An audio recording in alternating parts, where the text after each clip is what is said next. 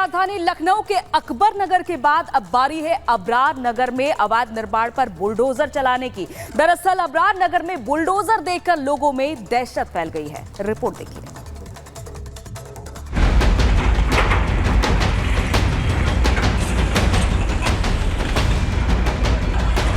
UP की राजधानी लखनऊ में अवैध निर्माण के खिलाफ एक्शन तेज हो गया है। अकबर नगर के बाद अब अबरार नगर में एक्शन की तैयारी चल रही है। एलडीए की टीम ने अबरार नगर में कुकरेल नदी के किनारे अवैध कब्जा कर बनाए गए मकानों को चिन्हित कर दिया। ध्वस्तीकरण की कार्रवाई के लिए बुलडोजर तैयार है, जिससे यहाँ के लोगों में दहशत का माहौल है।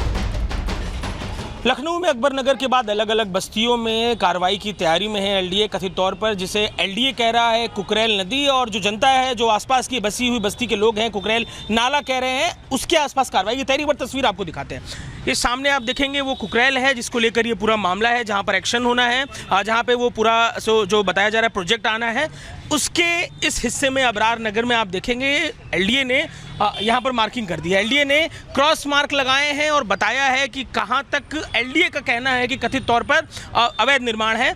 18.5 मीटर का देखिए यहाँ पे क्रॉस लगा हुआ है।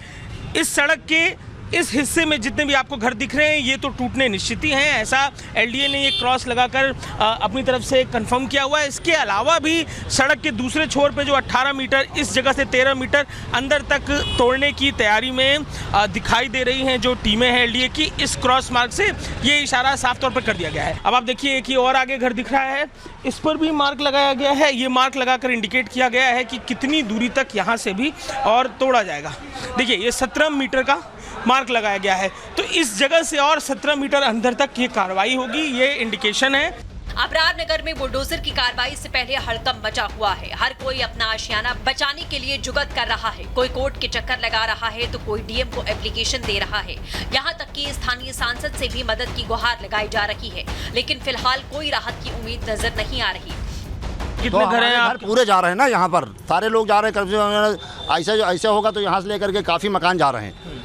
हम जो सांसद जी के पास आज गए थे, सांसद जी ने आश्वासन दिया है कि जो है इसका मुद्दा हम संसद में उठाएंगे। सबको गुंडई से छीना जा रहा, सबके पास 1 क्लास की रजिस्ट्री है। मैं हर मीटिंग में रहा हूँ, सिर्फ और सिर्फ ना कोई कागज देख रहे ना कुछ देख रहे हैं, गुंडई से छीना जा रहा है। अबरार नगर में जहां बुलडोजर एक्शन की तैयारी चल रही है, वहां रिपब्लिक भारत की टीम ने लोगों के बीच पहुंचकर बात की। इस दौरान कुछ लोगों का कहना था कि उन्होंने कुछ दिनों पहले ही कानूनी प्रक्रिया का पालन कर यहां जमीन खरीदी, लेकिन अब सरकार उसे हमसे छीनना चाहती है। अवैध बेचा होता तो रिकवरी होती, जब वैध तरीके से बेचा गया तो उसमें रिकवरी की कौन सी बात है। आपका अभी घर आ रहा है? बिल्कुल है घर। कहाँ पे घर है आपका? यही पीछे घर है। तो उस पे भी क्रॉस का मार्क लगाया कि वो तो पूरा ही जा रहा है? नहीं, वो अब क्रॉस तो उन्होंने एक साइड में लगा दिए, अब उसके अंदर जो है वो सब अवैध बता रहे हैं, लेकिन उनके बताने से थोड़ी कुछ होता है। डॉक्यूमेंट प्रूफ करेंगे कोर्ट में ना कि हम अवैध हैं कि वैध हैं, ये तो डॉक्यूमेंट प्रूफ करेंगे ना। अबरार नगर के लोगों की मांग है कि अगर सरकार उन्हें यहाँ से हटाना चाहती है तो इसके लिए उन्हें उचित मुआवजा दिया जाए, जिससे वो कहीं और जाकर अपना आशियाना बसा लें। अगर ऐसे हजारों घर गिरा दिए जाएंगे तो उनका परिवार फिर से सड़क पर आ जाएगा। आपने जब घर लिया तो उस समय कागज देखे थे आपने? रजिस्ट्री कराई थी? मेरे कागज है, मैं रजिस्टर्ड सोसाइटी है उससे लिया था मैंने। जो है वो सोसाइटी अच्छी है और सोसाइटी के मैं उन्होंने जो दिया वो उन सोसाइटी के नाम खारिज दाखिल भी है, सब चीज़ है। इंसान पूरे जीवन की कमाई लगाकर एक आशियाना तैयार करता है, लेकिन जब उस आशियाने को अवैध बताकर सरकार ढहा दे तो पीड़ित का दर्द जायज है। अब सवाल ये है कि अगर ये निर्माण अवैध है तो एलडीए ने इसे बढ़ने कैसे दिया? आखिर जब अवैध निर्माण शुरू हुआ तो एलडीए ने एक्शन क्यों नहीं लिया?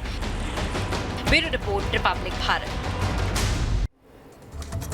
और अब बात करते हैं ओडिशा की जगन्नाथपुरी की, जहां का रत्न भंडार कुल 40 साल बाद खुलने जा रहा है और दोपहर 1 से 1:30 बजे का ये शुभ मुहूर्त निकाला गया है। और इस दौरान रिजर्व बैंक और पुरातत्व विभाग के प्रतिनिधि भी मौजूद रहने वाले हैं। रिपोर्ट देखिए।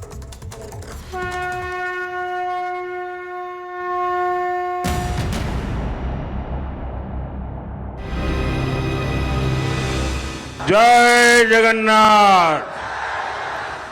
जगन्नाथ धाम यानी धरती का वैकुंठ,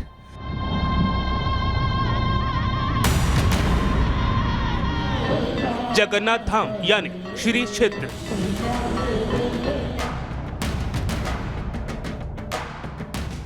जगन्नाथ धाम यानी लोकनाथ की धरती। और जगन्नाथ धाम यानी आस्था और रहस्यों का संगम। पुरी का जगन्नाथ मंदिर और उसका रत्न भंडार हमेशा से श्रद्धालुओं के लिए जिज्ञासा का विषय रहा है। हमेशा से ही भक्तों की भी जगन्नाथ जी के भंडार की चर्चा होती है। उनका भंडार लोगों की जुबान पर रहता है, लेकिन यह भंडार करीब 4 दशकों से बंद है। लेकिन अब भक्तों के लिए बड़ी खुशखबरी है। भक्तों का लंबा इंतजार खत्म होने वाला है और भगवान जगन्नाथ मंदिर का रहस्यमय खजाना आज खुलने वाला है। पुरी की विश्व विख्यात इस मंदिर में भगवान जगन्नाथ, भगवान बलभद्र और देवी सुभद्रा के आभूषण हैं। कहा जाता है कि कई राजाओं और भक्तों ने भगवान को जेवरात चढ़ाए थे। उन सभी को रत्न भंडार में रखा जाता है। इस रत्न भंडार में मौजूद जेवरात की कीमत बेशकीमती बताई जाती है। सबसे अहम बात यह है कि आज तक इसका मूल्यांकन नहीं किया गया है। जगन्नाथ मंदिर का यह रत्न भंडार 2 भागों में बटा हुआ है। पहले को भीतरी भंडार कहा जाता है, दूसरे को बाहरी भंडार। बाहरी भंडार में भगवान को अक्सर पहनाए जाने वाले जेवरात रखे जाते हैं। वहीं जो जेवरात इस्तेमाल में नहीं लाए जाते उन्हें भीतरी भंडार में रखा जाता है। रत्न भंडार का बाहरी हिस्सा तो खुला है, लेकिन भीतरी भंडार नहीं खोला जा सका। अब सभी को इसी रत्न भंडार के खुलने का इंतजार है। भगवान का के खजाने में जो धन है उसकी गणना होनी परम आवश्यक है।